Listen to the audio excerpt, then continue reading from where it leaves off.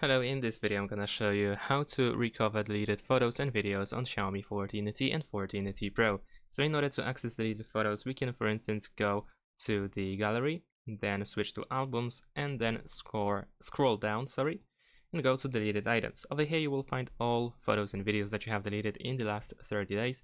We can open the specific photo in order to restore it, and in order to do that you need to press this button over here. And as you can see, the item is gone from the deleted items and it is restored. You can also press and hold your finger on the photo, and then you can select multiple photos and restore them all by pressing the restore button at the bottom again. And in addition to that, we also have the files by Google app. So if you go over here and let's actually delete this photo as an example. So let's move to trash. There we go. In order to find it and recover it, we need to tap these three lines in the top left corner and go to trash.